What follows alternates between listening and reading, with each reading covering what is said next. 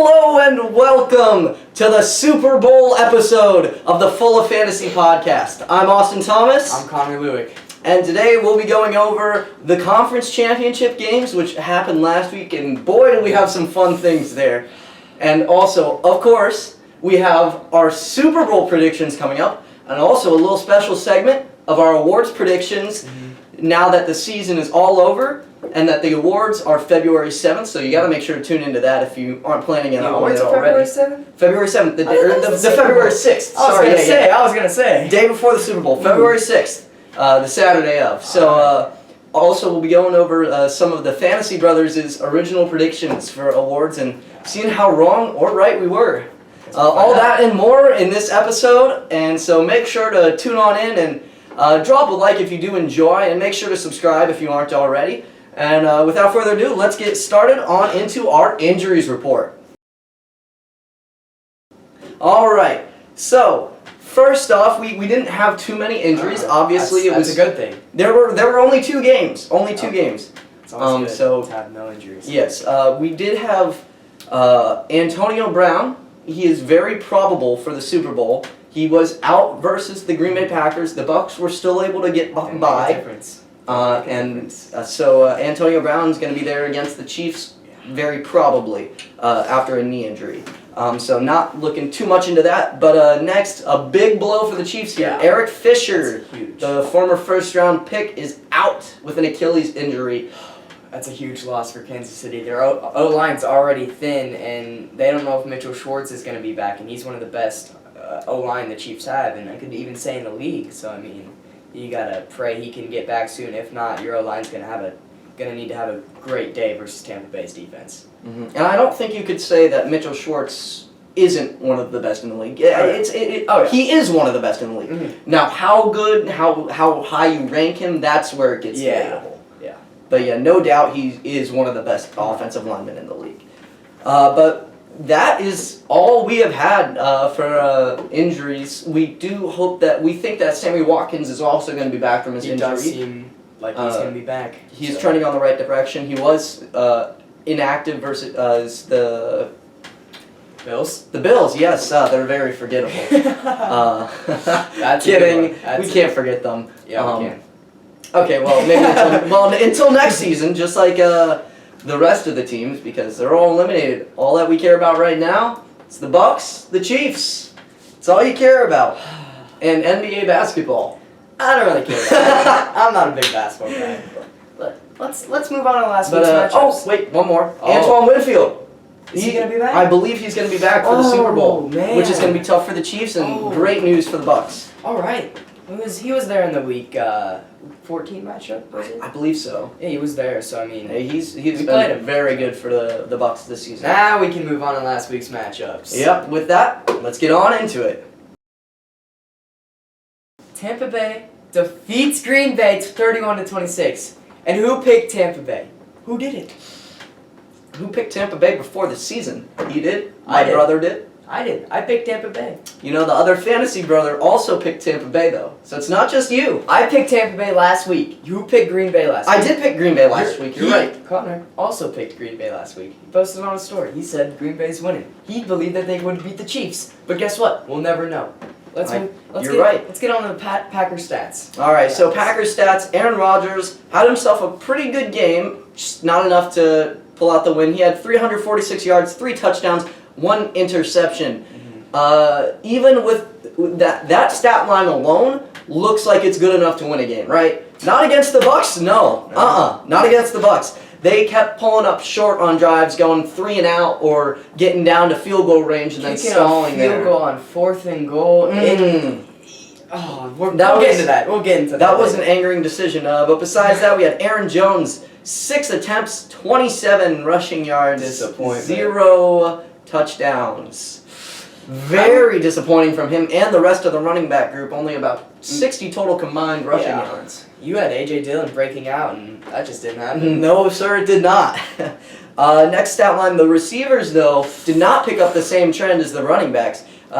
Marquez Valdes-Scantling, MVS. Had a day. 4 receptions, 115 yards and a touchdown. I mean, he looked dominant out there, other than because I think the Bucs were focusing on Davante Adams, and to be fair, they did pretty good on covering him. For as good as you could cover him, they did pretty good. Oh, yeah. But in doing so, they left MVS, and he was able to go. Talking about Davante Adams had 9 receptions for 67 yards and a touchdown. So it's generally a good stat line, but for You Adams, think with all those stat lines, you'd be able to win a game, right? Mm-hmm. Wrong. I mean, you look at this, and then not only the offense, the defense got involved. You had Jair Alexander. He had 2 interceptions, both coming up huge late in the game.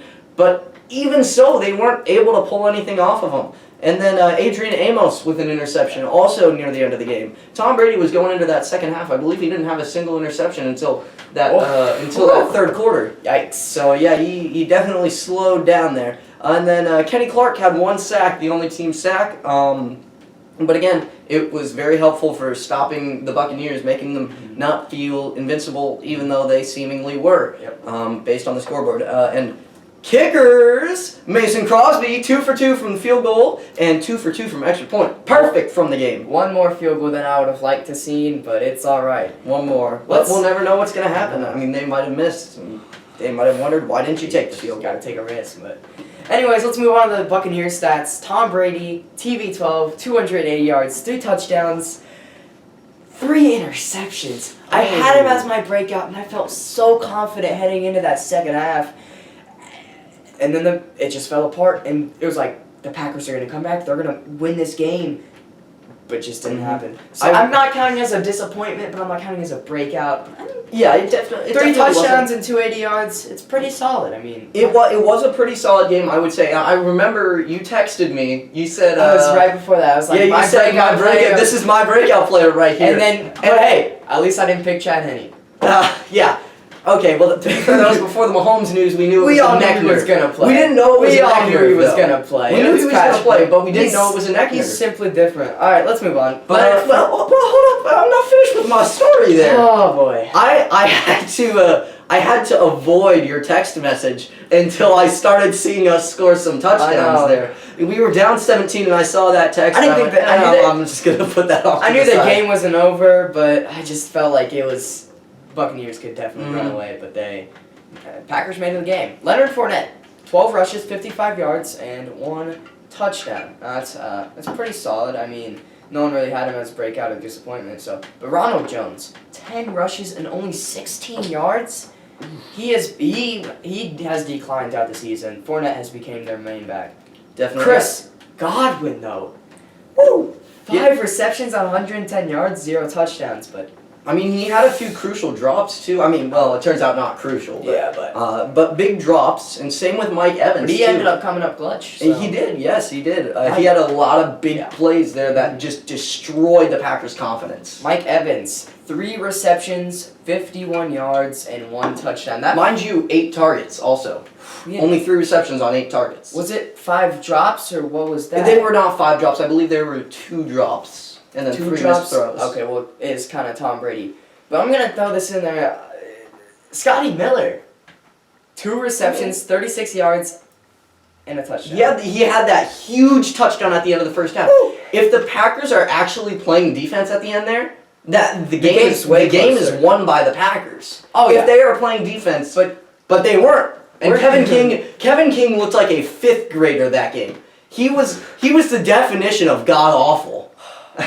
Kevin King let up. He seemingly looked at a guy and he told his team, "Hey, I got this guy," and then stood and stared at them as he watched them go to the end zone. Let's move on and avoid the Kevin King slander for now. But Murphy Bunting, an interception. 1 interception. That's pretty good. And Shaq Barrett, 3 sacks.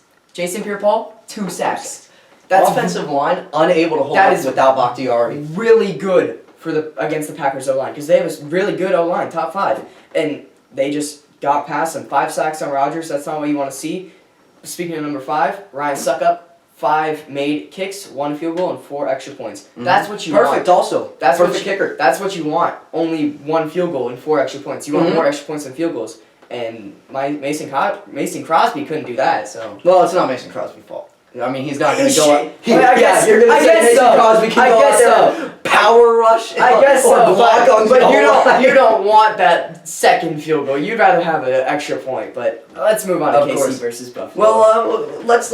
Are we gonna back go over off on this Kevin game. King some more? I'm not going to go off on Kevin King, but Sean Murphy-Bunting, I thought I'd talk about him a little more. He's got 3 straight games with an interception. Don't want that in the Super Bowl for Kansas City. Yeah, that's your inner Kansas City Chiefs fan talking. That's just being smart. I mean, yes, any reasonable any fan, Chiefs fan doesn't want Mahomes throwing a pick.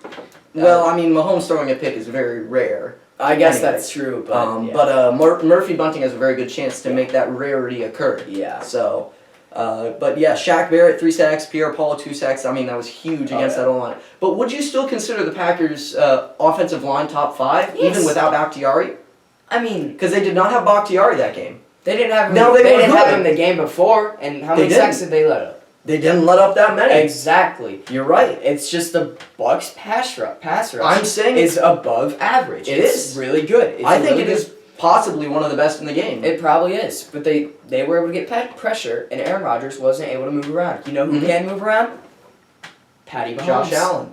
Oh, where did you get Josh Allen? Where did you get Josh Allen from? Well, He is not in the Super Bowl. But he can run around. I mean, I guess. He's going to run around at home whenever He Mahomes could just- throws touchdowns. He's going to be throwing a temper tantrum, you know.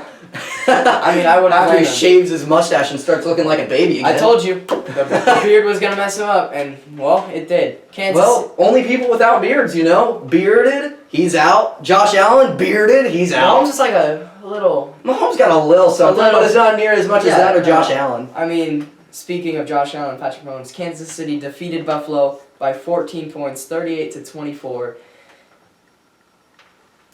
I think we all saw this coming, but the Buffalo fans really really made people think that Buffalo was going to win. Definitely. And once they went down 9-0, people were like, whoa, Buffalo might have a chance. Wrong, it's the Kansas City Chiefs. If you get a lead, it's not safe with Patrick Mahomes on that field. Nope. No way. But yeah, the Kansas City Chiefs, to be fair, they have looked vulnerable over the past few weeks. Today they put that away. No. They said, you know what? I think we want to play today. Hey guys, you want to play? You guys- Kelsey, you want to play? Hill, you want to play? Mahomes, you want to play? Yeah, sure, let's go out there. And they had some fun and they just destroyed the Bills. Yes, Oh, yeah. it's only a 14-point loss, I say. Yeah. That was a 28-point loss if you're a Bills fan. Oh my. You lost by 28 if you're And it's a just Bills fan. sore losers by the Bills at the end, getting all chippy. I mean, that game was no penalties basically. Like, it was just pure football. And at the end, emotion. Josh Allen throws football at Alex Okafor's helmet. Okafor stands over him. You're losing. You're going home. And then the offensive linemen, they're just... that's just unacceptable. That's just some It is unacceptable, but you can definitely see where the emotion comes from. Oh, yeah. It definitely didn't warrant I didn't see what happened. I didn't see any Packers. But yeah, but I mean, you players could do definitely. I mean, for the Packers, I mean, they were definitely feeling those same emotions. Oh, They yeah. were definitely feeling angry, except for the fact that they had a chance to come back. That's Yeah. what they felt. I feel like at the end of the game, They were like, we lost. like after Let's the get chippy. final bell rings Yeah. or after the final buzzer, Yeah. you're always like, oh, come on, Final and you whistle. get angry because your season's over. I mean, Yeah. yes, you understand it, but Yeah. it doesn't mean that you should be able to do that. All right, let's get on. So let's get on into the stats. All right, so for the Buffalo Bills, Josh Allen, 287 yards, 2 touchdowns, 1 interception, and also 7 attempts for 88 yards on the ground. He should have ran the ball more. I mean, Not bad. He was trying to make a play. He was trying to make, and instead of running when he has a chance, he passes it, incomplete pass, and it goes, and he gets sacked, and it's just like, can't be having that. That's not, you can't win. Running it when you had a chance. That was a big part in both of these games. What that He was the both- only both- good runner for Buffalo. yeah. Singletary, 6 attempts, 17 yards. That was the leading rusher. He was your disappointment player. So. 17 yards for your leading rusher. What is that? I mean, there really isn't words to No. put that into why you could let that happen. Now, obviously, I'm taking out Josh Allen in this case. Yeah. But there isn't a reason your leading rusher, besides your quarterback, Your should be getting quarterback. 17 yards. That's Your ridiculous. quarterback. Yes, it's Josh Allen. I get he's pretty a good. converted running Yeah. back, or maybe not. You wouldn't say that, I but wouldn't he's say that. still definitely a Yeah. He's definitely a good runner, and Yeah. But I mean, he should not be outrunning Devin Singletary. You did not get the game. It's not even the worst performance. And that was rushing. my thing. I said that the key to the game was to get the rushing game going, and they did not get that done, and they got blown out. Yep. Besides that, the receiving game, pretty good. 7 receptions, 88 yards for Cole Beasley. Stephon Diggs, 6 receptions, 77 Chiefs yards. locked down Diggs in the first half. They did. Nowhere to be seen. I mean, 2 receptions for 12 yards, I think? I think that's what it was, yeah. Yeah, at the end of the first half. But besides him, Dawson Knox, 6 receptions, 42 yards, and a touchdown. I think I didn't put him down as my disappointment player last year. I'm going to have to check that. I don't think we I did not. I think the only Bills disappointment was John Brown, which you had right, because he didn't really show up. Singletary, which you had right. I had Josh Allen. I mean, I'd consider that a disappointment, really. I would not consider that. I would say only 287 yards with the way he's been playing. But 88 rushing yards, though. That makes up for that. I would say that was I would say that out of the quarterbacks, half and half like Tom Brady. All right. Half and half like Tom Brady. Tom Brady. I mean, the 3 interceptions, huge. Yeah. But other than that, I don't know. That was a tough week to be judging quarterbacks. Yes. But besides the quarterback position and the receivers, you had on the defensive side, Jerry Hughes, 1 sack. He was the only sack for the Buffalo Bills. 0 interceptions. They had 1 sack, no interceptions. That is not going to do it for a game. Never. Not versus Kansas City, at least. I mean, not even versus any team. I mean, if you did that against the Jets, maybe against the Jaguars too, but any other team besides those two, you do that against the Vikings, you do that against, I don't know, the Dallas Cowboys, you're going to get beat. Yeah, 100%. And then, my favorite part, the kickers, Tyler Bass. 4 for 4 for the field goals. That's what lost him the game, though. It did, yes, because they had to kick the 4 field goals. But he was very good as a kicker. Except for 0 for 1 extra point. You see, the thing is, the game came up. I saw the Bills go up 9-0. Tony Romo said up 10-0. And I heard that. Kicker's curse, man. He said that, curse. and I went, and my family was watching it together. I said, guys, watch this. Watch this. He said 10-0. He's going to miss the extra point. Yeah. I literally called it. It's the announcer's curse. You just can't say stuff as an announcer. Is that it for your Bill stats? That is it for my Bill stats. Patrick Mahomes, best quarterback in the NFL. 325 passing yards, 3 touchdowns, and 0 interceptions. Beautiful game by him. The rushing game didn't really get going. I mean, Darrell Williams had 13 rushes, 52 yards and a touchdown. That's not bad. Clyde, 6 rushes, 7 touchdowns. He did have a touchdown. 7 touchdowns, yes. I said 7 rushing yards, and he did have a touchdown. He did. Tyreek Hill, that man is fast. He's so fast. 9 receptions, 172 yards with 0 touchdowns. Another game with 0 touchdowns. And then Travis Kelce, 13 receptions, 118 yards. Did he have 2 touchdowns? He did. He did? 2 touchdowns. Wow. It was just a beautiful game. And I put my breakout as McCole Hardman. He had a really good game besides that muff punt. I mean, that's just That's just what the Chiefs do. Tiny mistake, guess what? They'll bounce back and score a touchdown very next drive. It's just what they do. And Rashad Fenton had an interception, which was very key, I'm pretty sure. I think he was in the end zone or something. Or that was a 2-point conversion? No, it doesn't count as 2-point conversion stats. Yeah, no. He got a pick. Somebody got a pick on the 2-point conversion, which was very huge. But someone also got a pick. Rashad Fenton. I don't remember when it was. Frank Clark, 2 sacks. Chiefs as a team, 4 sacks. Your favorite part. Absolutely beautiful by Harrison Butker. 1 for 1 on field goals. 5 out of 5 on extra points. For Harrison Butker! Harrison Butker! It's not a Chiefs game without Harrison Butker missing an extra point, and guess what? He didn't miss an extra point! What is this? Reality! Chiefs just came together, and I don't see them losing if they play like this in the Super Bowl. It was just so beautiful. It is definitely going to be very tough. So with that, that's gonna close up our looking into the last 2 matchups, and let's get right on into our best performances. All right, so for our best performances, Shocker. we have, drum roll please. I don't think any of you are expecting this man to at quarterback, reigning Super Bowl champion Patrick Mahomes. Tom Brady. Oh. Okay. Yeah, Sorry, yeah, just go ahead. Sorry. Just go Yeah. ahead. Anyway, Mahomes, 325 yards, 3 touchdowns, 0 interceptions. How can you go against that when all the other quarterbacks just looked good? That was amazing. He looked great. He looked beautiful. Mm-hmm. And they won the game. Yeah, most importantly. that is true. Most importantly. Then next for our best wide receiver, our best wide receiver, Tyreek Hill, 9 receptions, 172 yards, no touchdowns, but I mean 172 yards. It's 172 yards. You can't complain against that. And then best running backs, we didn't have much to choose from this week. It was a very weak game by running backs. I mean, I guess you could have gone with another one, but it's got to be Fournette. It's got to be Fournette here. He had 12 rushing attempts for 55 yards and a touchdown. Could have gone with Williams, but it's Fournette just had the better stats. He did get a little bit involved in the receiving game too, but that huge 20-yard run at that killed the Packers at the beginning of the game.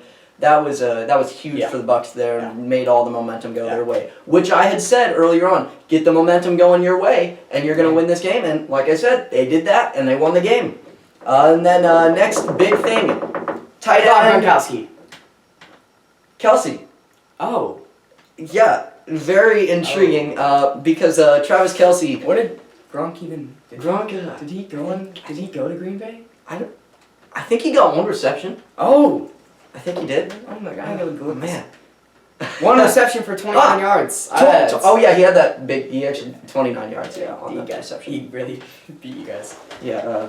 Let's move on. But Kelsey, 13 receptions, 118 yards, 2 touchdowns. I mean, that was probably the best receiving performance. Better than Hill. Yeah. Just because of the 2 touchdowns and 13 receptions. I mean, can't complain against that. And the best defensive back really wasn't that big of a contemplation of complexity. It was Jair Alexander, 2 interceptions that gave the Packers a chance. If it were not for Jair Alexander, the Packers were blown out by 14. Yeah.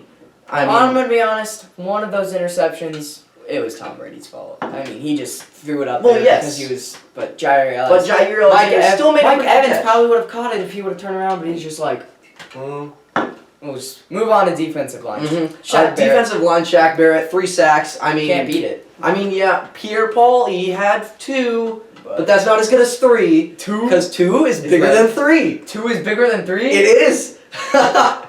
Counting as a full football podcast. All right, let's just move on to our predictions for the award winners. So, yes, with that's going to conclude our last week's segment, and let's get on into our newest segment, the award winners. MVP, most valuable player. This season, not this decade, but this season, Aaron Rodgers. He just 100%. There's no doubt about it, really. I mean, 4,299 yards, 48 touchdowns, 5 interceptions, 66.7 completion percentage, and 104.4 QBR. 104.4 QB rating? I mean, that is insane. You can't beat it. That's simply just beautiful. He was unstoppable this season. Led the Packers to 13. But here's the thing. MVP curse. Last 20 MVPs have not won the Super Bowl. Last one to win it was Kurt Warner in '99 with the Rams. So, I mean, I think we all saw that coming. He was going to lose. Was that just me? Was that just me who predicted the Buccaneers? Did you pick? Yeah. Who'd you pick? I picked the Packers. Oh. You know? Yeah. All right. Hey, only a 5-point loss. You know, imagine picking the Bills though. I mean, if any of you out there picked the Bills. Bills Mafia was going, Bills are winning this game. There's no doubt about it. But, Bills Mafia fans, they're fun fans. They're weird. Just don't take it over the top, you know. But anyway, with that, let's get on into our Coach of the Year predictions. Disagreement here. Disagreement? Yes. I got Kevin Stefanski from the Browns. I don't really like the Browns, but you take them from a losing record to 11-5, and they win their first postseason game since forever ago. I mean, that just deserves Coach of the Year, really. All right, hold my beer. I don't know if that's a beer. So, anyway, I picked the one, the only Sean McDermott. Yes, he didn't do great. He didn't coach that. He coached very conservatively against the Chiefs, which was terrible. But throughout the season, Sean McDermott led the Buffalo Bills to a 13-3 record, 2-1 in the postseason. He was a insanely amazing mind. Oh, yeah. I mean, it was simply amazing the plays that he called throughout the season. I think that's just the way he ran the game. Chiefs are a different team. You can game plan against Lamar Jackson, but you can't game plan against Patrick Mahomes. I don't care if he was hurt. People knew he was going to play. There was no doubt about it. Mm-hmm. You go ahead and game plan for Mahomes. If Henny plays, it's not that big. So, I don't know. Mm-hmm. I think Stefanski deserves it more. I would have to disagree just because Sean McDermott, I mean, they hadn't made the playoffs in, what, 19... They made it last year. They did? They lost against the Texans, blew a 16-0 lead. Oh, right, yeah. Yeah. All right. Offensive Player of the Year. I'm going to go with Kelsey, but I know it'll be Derrick Henry. Kelsey broke the tight end tight end receiving yards. Yep. With 1,416, 11 touchdowns, 0 fumbles, and 105 receiving. He's not even like the biggest. Well, he kind of is, but he's not the only target on that Chiefs team, and he's still putting up great numbers. Mm-hmm. It's just absolutely insane. Meanwhile, Derrick Henry is the only running back on that team, and their main strategy is to run the ball. That's why I think it'll be Kelsey. Well, I think it should be and will be Derrick Henry. Oh, yeah. 378 attempts throughout the season, 2,027 rushing yards, 17 touchdowns. He had 5.36 yards per carry. That is unmatchable. Oh, yeah. Like, that is insane, especially over 378 attempts. That's 23.6 attempts per game, and he averaged 126.7 yards per game. Oh, man. I mean, that's simply amazing season by Derrick Henry there. Not something that you expect to be seeing from anybody, but yeah, he did it. He did it. I believe that Cam Akers is going to go for 3,000 yards next season. I think Cam Akers is going for 3,500. You're insane. Let's just move on to Defensive Player of the Year. No disagreements. No disagreements. TJ Watt. TJ Watt, kind of a pretty easy pick. This is no doubt. I mean, you could kind of go with Garrett or Donald, but it's Watt. There's no doubt. I mean, 53 tackles, 15 sacks, 1 interception, 2 forced fumbles, 7 pass deflections, and 23 tackles for loss. That's a really good season for TJ Watt. I mean, sure they left the postseason very early, but can't really do anything if your offense is horrible. So it's not really his fault, and that defense was maybe the best in the league. Yeah, I would argue that it was. It was for most of the season. Most of the season, I would say. But with that, let's get on into our Offensive Rookie of the Year choices. I chose Justin Herbert here, 4,336 yards, 31 touchdowns, 10 interceptions, 66.6% completion rate, a 98.3 QB rating. Also, 234 rushing yards and 5 rushing touchdowns. So he wasn't just good through the air, he was good on the ground. And coming in as a rookie, he showed out. Some people thought that he was going to be a bust at pick 6, but he showed that he gave the Chargers a chance to win every game. Even though they ended up not winning, he gave them a chance to, which is not something that could be said about most rookies. I'm going Justin Jefferson of the Vikings. Now, I know it's going to be Herbert, but I feel like Justin Jefferson deserves it more because he's a wide receiver. 88 receptions, 1,400 receiving yards, an average of 15.9 yards per reception, 7 touchdowns. He had 1 fumble, but I feel like 1 fumble is better than 10 interceptions, so I just feel like he deserves it more. He was a very good receiver. He was 4th in NFL in receiving yards as a rookie. He's ahead of Tyreek Hill, DK Metcalf. He's pretty. Devontae Adams, Calvin Ridley. The only 3 people ahead of him: Travis Kelce, Stephon Diggs, and DeAndre Hopkins. Pretty special. Very special. I just think that Justin Herbert, as he's gonna get quarterback, it. Don't get me wrong. Yes. He's gonna get it. And with that, let's get on into our Pepsi Rookie of the Year choice. You basically are between your Defensive Rookie of the Year and your Offensive Rookie of the Year choice here. We do defense? That's what the overall Pepsi Rookie of the Year award is. It's just overall best rookie. And I'm going with Justin Herbert here for the same reasons I had earlier. I mean, he was spectacular. He gave the Chargers a chance to win every year. Oh, wait a minute. We skipped our Defensive Rookie of the Year. I just said that. Right. That's my bad. We're gonna speed run this. So speed run Defensive Rookie of the Year. We both chose Chase Young for reasons that were quite obvious. 7.5 sacks, 4 forced fumbles, 3 fumble recoveries, 4 passes defended, 47 total tackles. Yeah. Great on the defensive line. And with that, let's get on into our Rookie of the Year. I had already said Justin Herbert. Now I'm gonna shock the world here. I'm a Chiefs fan. L'Jarius Sneed, 4th round pick out of Louisiana Tech. No, I'm just kidding. It's gonna be Justin Herbert. I know I have Jefferson as offensive rookie of the year, but I feel like Herbert's been the best rookie out of everyone. So I'm gonna go with him. L'Jarius Sneed's really good, but he's just not rookie of the year type. No, he's definitely not. Because he was hurt. But let's go on to fantasy player of the year. And well, before that, we got one more award. Oh, I forgot. I didn't even see this. We got the comeback player of the year. I swear, if this goes to somebody other than Alex Smith, I am committing terrorism. I'm joking. That was just a joke. With the White House involved. I was talking to the Steelers fan. He said that Big Ben deserved it because he had better stats. Let me know. Alex Smith almost died. He got infected. His leg was. And he came back. Went 5-3 as a starter with a 78.5 QBR, 66.7 completion percentage, 1,582 yards, and 6 touchdowns. Sure, it wasn't the greatest stats, but if you come back from almost dying and you can put up and actually play in the NFL, you deserve to be comeback player of the year. Is that not enough to rename the award after you? It should be the Alex Smith comeback player of the year award. There's no doubt in my mind. No doubt in my mind either. All right, and with that, let's get on into Fantasy Player of the Year.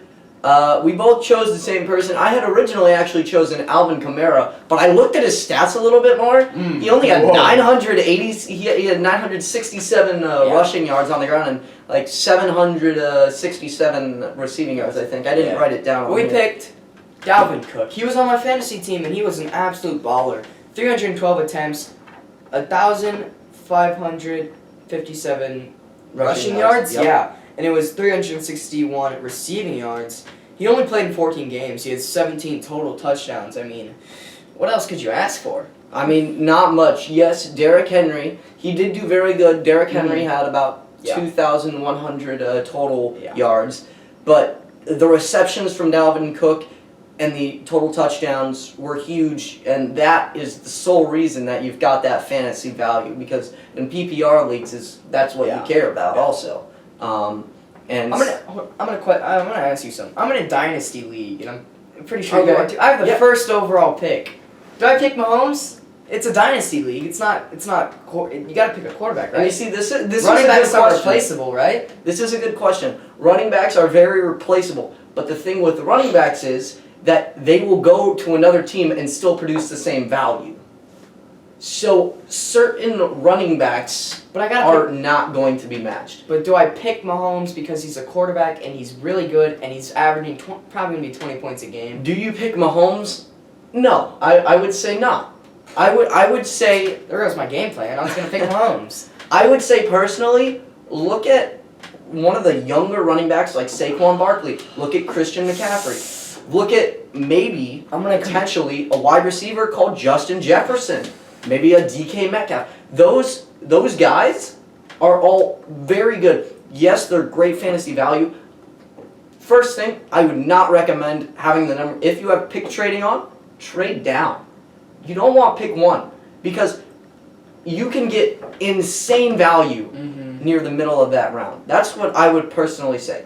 Because if you think about just the potential, if you're all right with taking DK Metcalf, Justin Jefferson, Christian McCaffrey, Saquon Barkley, Dalvin Cook, if you're good with taking those 5 guys, you just got to trade down to pick 5, and you can get some free other assets that way also, while still getting at least one of those 5 guys. I don't know, man. I don't know what I'm gonna do. We'll just. All right, yeah. Let's. Okay. I'm over perplexed. Man of the year. Yeah, Walter Payton Man of the Year award. It's kind of confusing because how is it voted? It's voted based on your honor and what you've done throughout the season to help the community and. I don't really necessarily. We didn't really necessarily look into this too much. But I only picked Travis Kelce because he's a cool dude. I mean, he's done a lot for the Kansas City community, and Travis Kelce, I chose him too, also for the same reasons. Yeah, just great guy, and he's helped out the Kansas City area a lot, and big face of the area. But on with that, let's get on into our performance play of the year. Bridgestone Performance Player of the Year? Yes, and I had Fitzmagic. Oh, Fitzmagic! You know. I don't know, actually. Okay, well. I'm not going with Fitzmagic. Ooh. I gotta go Hail Mary. It's insane. It was very insane, but I mean, come on. You think you could do that? I You think you I could do think that? I think I could. I think I could. I could just sling it downfield, no doubt in my mind. Yeah, But- I'd like to see you try. Let's go on and let's so- look at some cold takes, should we? So, yeah, cold or hot takes. Mostly cold. Yeah, mostly cold. But so with that, we're gonna close out all of our NFL Honors Awards predictions. But before the season, episode 1 of the Fantasy Brothers podcast, the very pilot episode of this entire YouTube channel Yeah. and our entire industry here, we made some predictions. Industry. Connor Thomas and I, we made some predictions, and so I'm gonna read off those predictions. Let me We'll read see. them off and let's see. No. I mean, let's see how you react to them. Okay, I'll read off. Actually, just read Just them read off them off. one award at a time. Yeah. All So right. MVP, you and Connor both agreed that it would be Patrick Mahomes. And to be fair, He's probably gonna come in second. he's probably going to come in second, which is very good, Yeah. especially for beginning of the season. Yes. Now, beginning of the season, a lot of things changed. I Yes. mean, a lot of things. Injuries, trades, free agent signings, Yeah. COVID-19. That is true. And so all of this is huge in determining this. So basically, if I'm top 3 in voting, or top 5, You'll I'm take it. probably pretty happy Yeah. with where I'm going. All right, so you both picked Mahomes. For Offensive Player of the Year, though, you picked Mahomes. And I did. Your brother picked. He picked Saquon, which he obviously got hurt, so you can't. It's kind of rough. But you picked Mahomes, which is, I guess you could kind of see, but. There are some other players that could definitely be up there, Mhm. but I think Mahomes still has a chance to be top 5. Yeah. I think he could very well be a top 5 boy, but Yeah, Defensive Player of the Year, you picked Nick Bosa from the 49ers, who obviously tore his ACL, so he's out. Your brother picked Myles Garrett, who's a top 3 candidate, along with Aaron Donald, so it's pretty good. so far so good. We've been pretty good outside of the injuries. Yeah. Obviously, Mm-hmm. Saquon Barkley, Nick Bosa, you can't really do much about that. Offensive Rookie of the Year, you picked Cam Akers, and I like that pick, but I don't think he's going to come in top 3. I don't think he'll come in top 3 either. I don't maybe top 5. That would be a possibility. Yeah. He was extremely good near the end of the season. Earlier in the season, I had called that he was going to be good, Yeah. but he just didn't get the opportunities until I think like week 7 or week 8, and then he started to show why I chose him to be Rookie of the Year. Your brother picked Joe Burrow.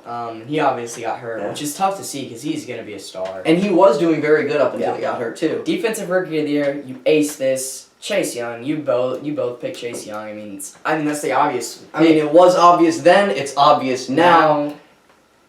Yeah. It's pretty obvious as well. For Comeback Player of the Year, you picked Alex Smith. Meanwhile, your brother Cam Newton. I think he had thought that he was going to return to MVP form for the New England Patriots. Definitely did not. I don't even know what his stat line was, but I'm sure I don't want You to. definitely don't. Alright. Coach of the Year. Brian Flores for the Dolphins, and I can see that, but I just don't think it'll go to him. And I think he could be top. I think he's very going to be top 3. Yeah. I think top 3 is very much in his sights. And then your brother picked Mike Tomlin, which if the Steelers would have kept doing as good as they were, I could see it. But they Yeah, just finished 2-3. Yeah, Or they 1-4. they really didn't do great, and Yes. Tomlin did not show his great Yeah. coaching ability No. near the end of the season. Yeah, they started 11-0. Some of Yeah. those games were pretty good. Some of those games were just but if he had kept that up, probably still would have won Coach of the Year. But I mean, near the end of the season, doesn't let him go on. Super Bowl champ and the MVP. You both picked the very obvious choice, but the smartest choice, the Kansas City Chiefs and Patrick Mahomes. I mean, how can you bet against them? It's Andy Reid, it's Patrick Mahomes, you just can't. But meanwhile, for Mr. Disappointment, Amari Cooper for you. I did pick Amari Cooper because 3 receiving targets on that team with CeeDee Lamb. I think he did and the Michael best, Gallup. though. I think he did do the best. Especially with Andy Dalton, I mean. I do think he did the best, but I wouldn't say it's quite as bad as Connor's pick. Aaron Jones. I never understood it in the moment. I never I understand mean, he it did now. disappoint in the NFC Championship game. He Maybe. did, yes. And to be fair, he didn't do very good at all. But throughout the year, he showed that he was still one of the best running backs. They're going to let him walk. There's no. I doubt think in it's my smart mind. too. All right, let's move on to the Full of Football awards. So yes, by the end of the season, we're going to create some of our own awards. So this might have been what you're waiting for. The first annual Full of Football awards. We have the surprise team of the year. Go ahead.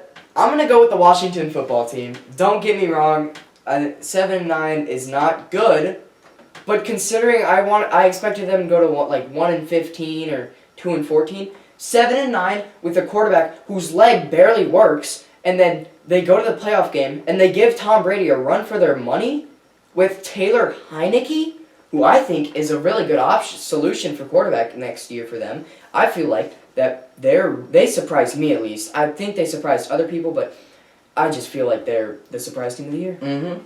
I think they were a pretty surprising team, but personally, I am gonna go with the Miami Dolphins here. And I respect that because they surprised me too. They were very good this year. I did personally say that they were gonna do good at the beginning of the year. So that it wasn't all surprising to me, but I would say to the general public it was pretty surprising. Yeah. Most people did not think their defense was going to be good. I did call that the defense was going to be good. I didn't think they were going to be quite this good, but I did think they were going to be good. And that defense was probably top 5 in the league. It was very well coached also by Brian Flores. Mm-hmm. Well, all right, so next let's get on into the disappointing team of the year. I'm going to go with the 49ers. Now, it's not the Niners' fault. It isn't. It's the injury's fault. It's MetLife Stadium's field fault. Yes. They got so many injuries. They got killed there, and both literally and figuratively. But yeah, they basically got destroyed, and it's not the Niners' fault. It isn't. But they just sucked. Yeah. I mean, there's no other way of putting that. You still had Jimmy Garoppolo near the end of the season, but he was awful. God awful. They weren't even close. I had them making the Super Bowl in my preseason predictions. Where did that lead them to, what, 6-10? Something like that, 5-11? 5-11, 6-10, God. Disappointing. Very, very disappointing. Not as disappointing as my team. The Denver Broncos. You have it's only, I think, Cortland Sutton and Von Miller got hurt. Who are both very good, don't get me wrong. Good. But I feel like that shouldn't have impacted them as much as they did. They finished 5-11. And here, I'm quoting Colin Cowherd on this. He said, in the NFL, somebody's going to win a division, and we're going to be shocked.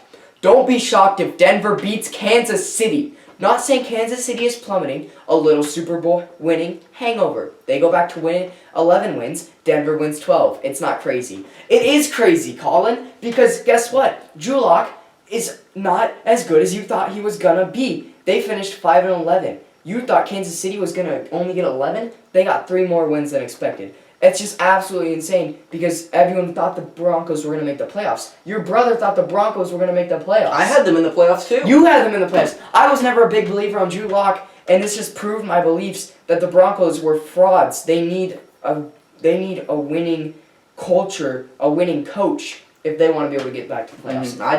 I definitely think that some of it was the team, but I also think that those injuries to Cortland Sutton and Von Miller, I think they have. They still had Jerry. I think they have 2, maybe 3 more wins if they have that. And only 3. You're looking at an 8-8 team, which yes, that is disappointing. But I wouldn't call them the disappointing team of the year if it weren't for that. But again, we don't care about injuries. If you got injuries, too bad. You're still disappointing. If you're the Broncos GM, who do you pick in the draft? Do you go for a quarterback? Do you go for what? I don't know. I think it depends on what's on the board for you. I think getting a little bit of offensive line help wouldn't be bad. Yeah. I think getting some more secondary help. Yes, you've got Kareem Jackson, but you've got AJ Boye. But other than him, who's your cornerbacks? Exactly.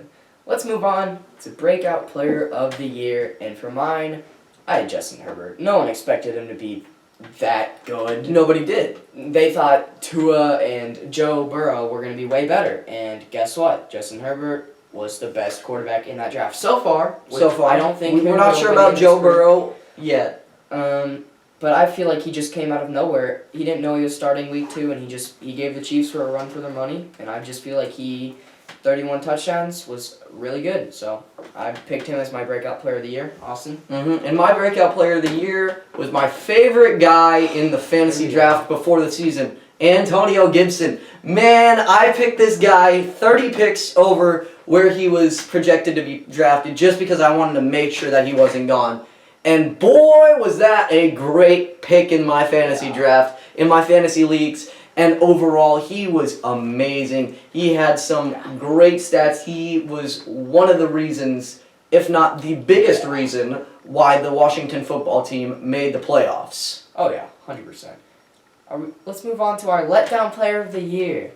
You want to go first real quick? All right, my letdown player of the year was T.Y. Hilton. He, on the Colts, heading into the season, they're like, yeah, I mean, you're the best receiver on this team. Let's see if we can get you started.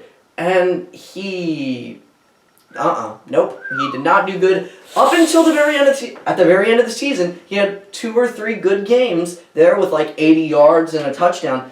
And I even thought about picking him up in fantasy football if it weren't for me getting eliminated. But actually I did in like week 13. I picked him up and then dropped him because I was stupid with my injuries, which is some stupid fantasy thing. But yeah, either way, he did pick it up near the end of the season, but that's not enough for me to call him not the letdown player of the year. He was not good, especially from what people expected. Now, I have to do this.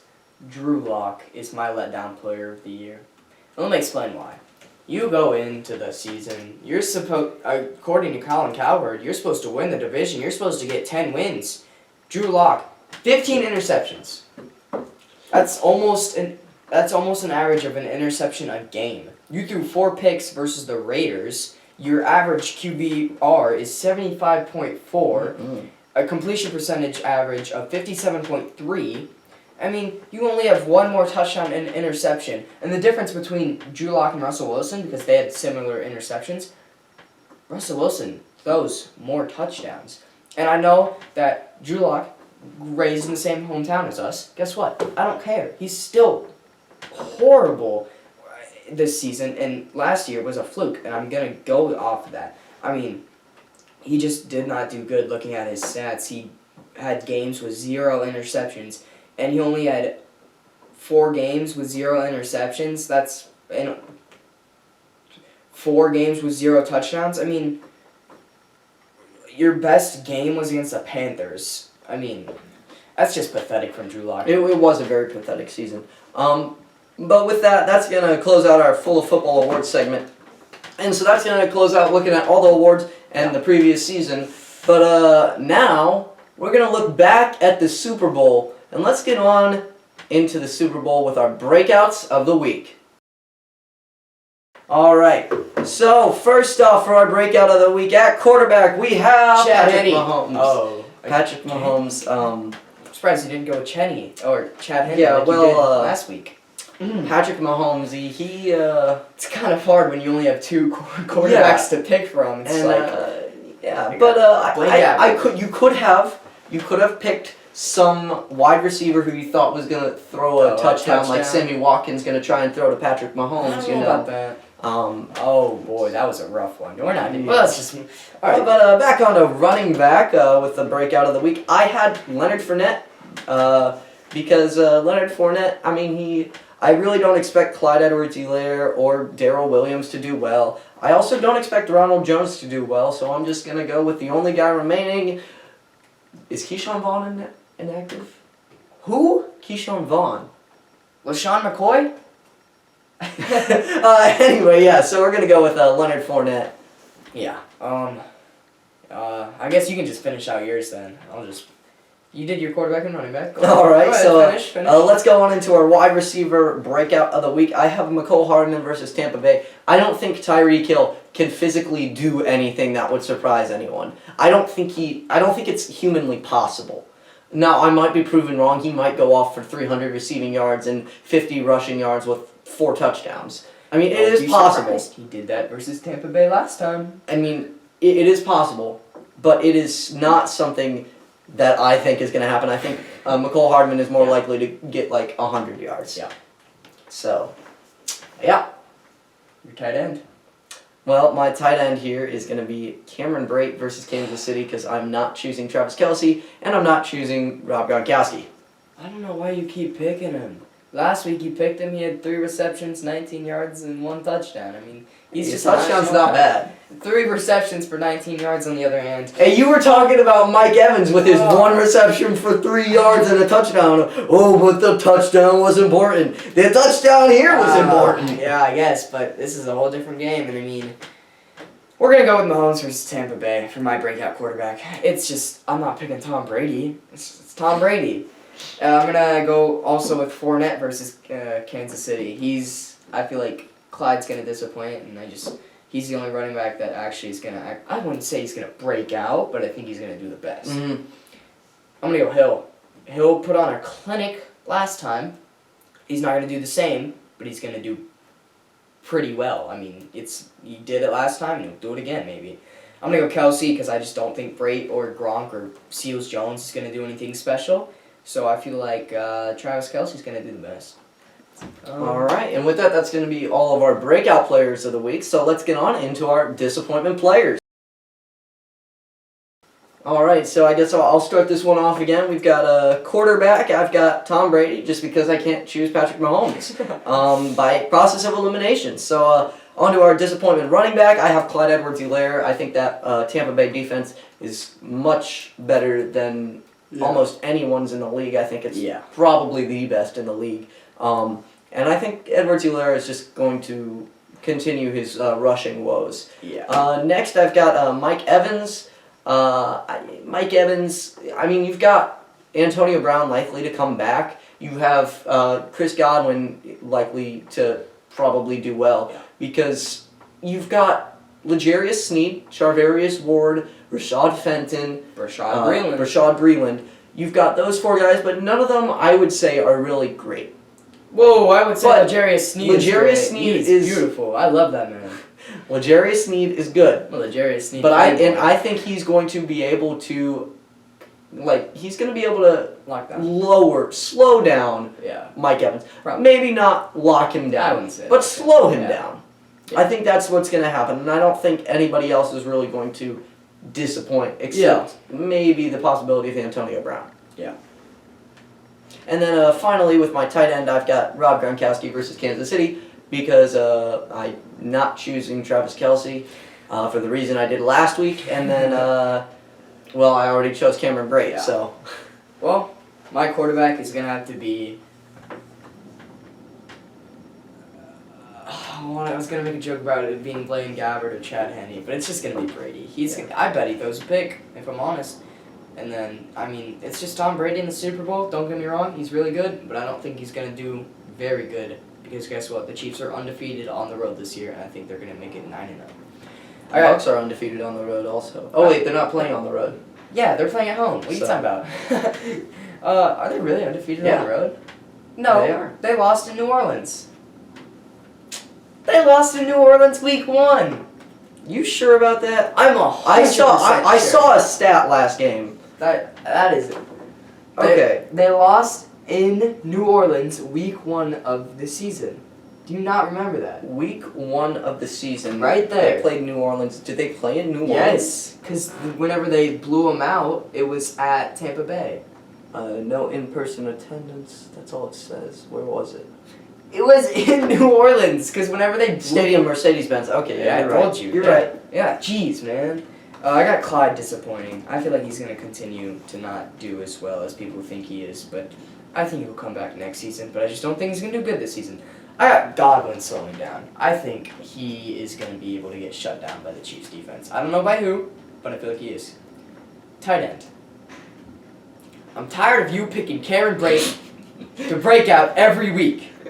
I'm picking him to disappoint because he did last week, and I feel like Tom Brady's not throwing it to him.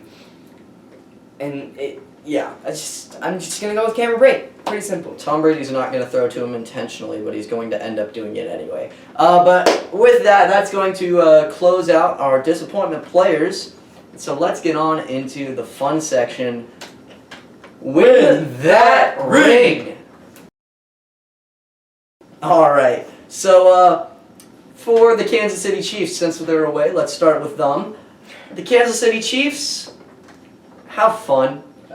If you're having fun, if you're taking it comfortably, if as long as you're not worrying about stuff, you're gonna go out there, you're gonna play football, and you're going to destroy. Maybe not destroy. I feel like the Bills were a better team than the Buccaneers. Oh, 100%. So I do feel like there is a good possibility that at halftime this game is a 28-point game.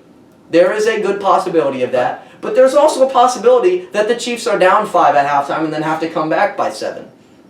But if you have down 5, as long as you're not worried about it, yeah, you're gonna be fine. The Chiefs are gonna be fine.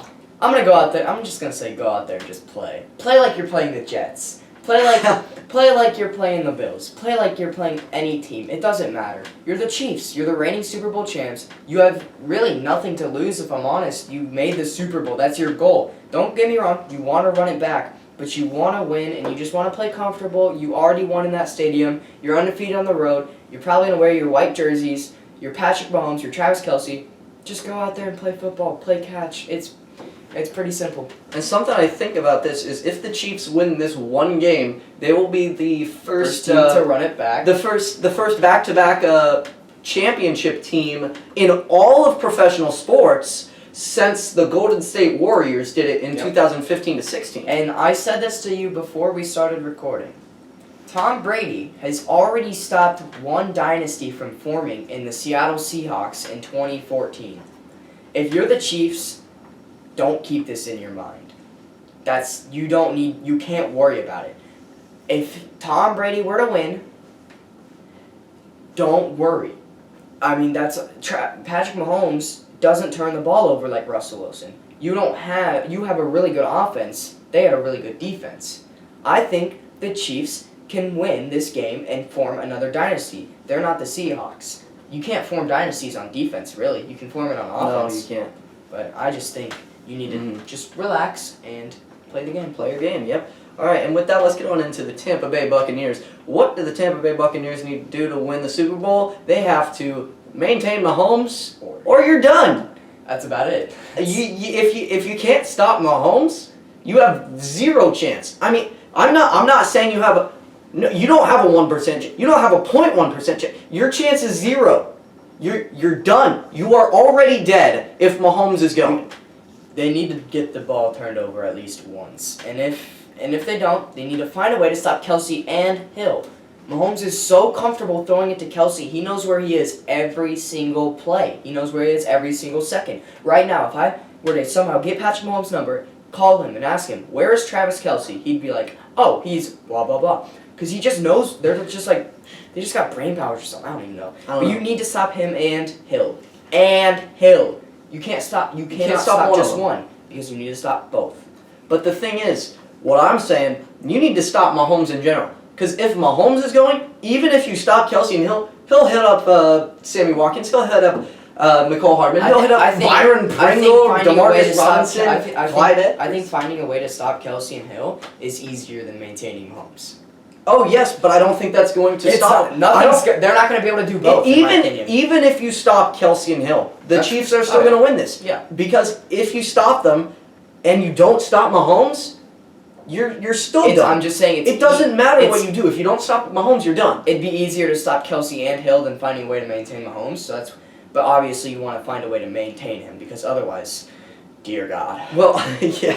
I mean, I'm just saying this. Yeah. You want to finding a way to stop Kelce and Hill. Yes, that would be easier. But even if you figure that out, but it's not. What good does that do? It doesn't do any good. Who cares? Let's move on to our weekly predictions.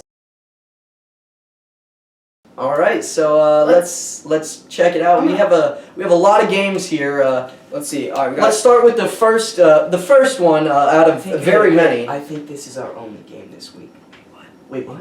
It's the Super Bowl, so there's only one game. Are you sure? I'm Are you sure there's not like a consolation game for like the Bills and Packers? No, they don't get a second chance. What about the Pittsburgh Steelers or the Washington football? No, I just think that I don't think they're doing the consolation, because if the Packers wanted to play another game, they would have gone for it on 4th and goal. All right. Yeah. Anyways, let me go first for Super Bowl. Yeah, let's go ahead. If the Tampa Bay Buccaneers were to win, there's zero doubt in my mind it's going to Tom Brady. he gets it so often. It's like you can't really give it to anybody else, really. He came to your team and gave you a Super Bowl. You have to give it to him. I think that could be a thing. But I also feel like if they win, it's not going to be on Tom Brady. It is going to be on their defense. Because what I said, you have to maintain Mahomes. If you don't maintain Mahomes, you're done. But if you do maintain Mahomes, somebody on defense is doing something right. I think that somebody would be Shaq Barrett. If the Bucs win, that somebody is going to be Shaq Barrett. Yeah. He will get Super Bowl MVP. Defensively, Super Bowl MVPs are almost never handed out. Yeah. But I think if it were to happen, it would be if the Tampa Bay Buccaneers win this year, it's going to be Shaq Barrett.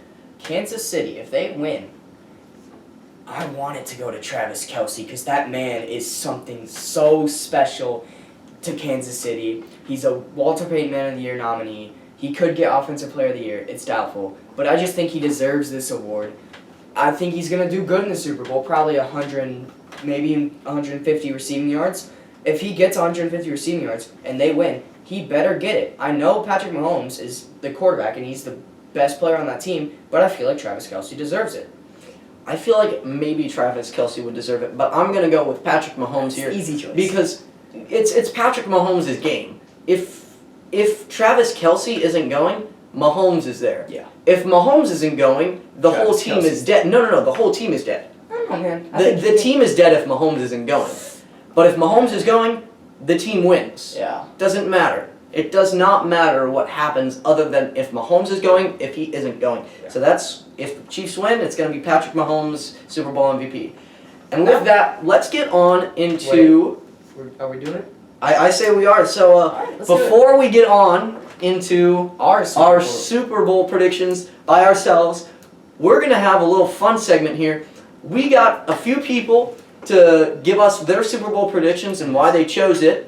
So let's cut to that compilation here and see what these other people thought before you hear our thoughts.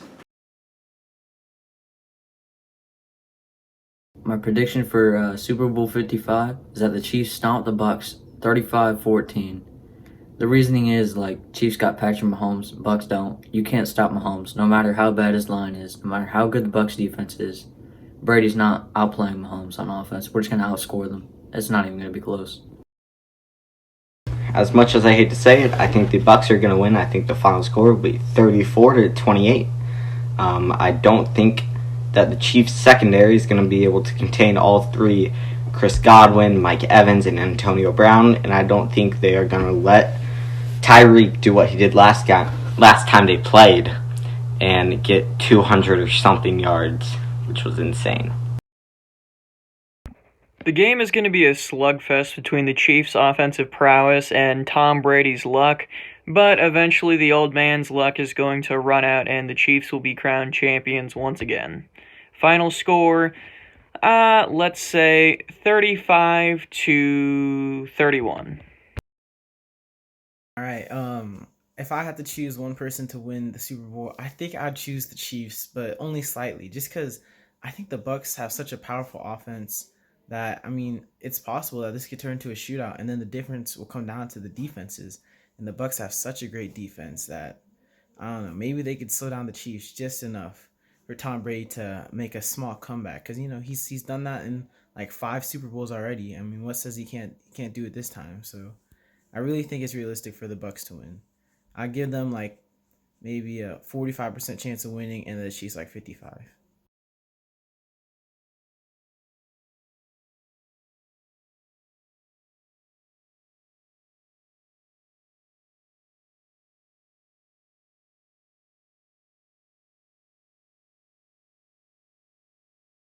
All right. So with that, let's see. What are our Super Bowl predictions? I shocked the world last week when I picked Tampa Bay over Green Bay, and I was correct. I am 2-0 so far. And guess what? Kansas City beat Buffalo week 6. Kansas City beat Buffalo in the conference championship. Tampa Bay beat Green Bay week 6. Tampa Bay beat Green Bay in the conference championship. I'm saying shock the world. And you know what? I'm going Kansas City. I can't pick against them. I was going to shock the world and pick Tampa Bay. Wrong. What was the point of saying that week 6 thing? Because Because Kansas City beat Tampa Bay in Week 14. I forgot to mention that. let's get on into the final prediction. My prediction, Kansas City Chiefs. Kansas City Chiefs rolled against the Bills. I think the Bills were better than the Buccaneers. And I think that What's your score prediction?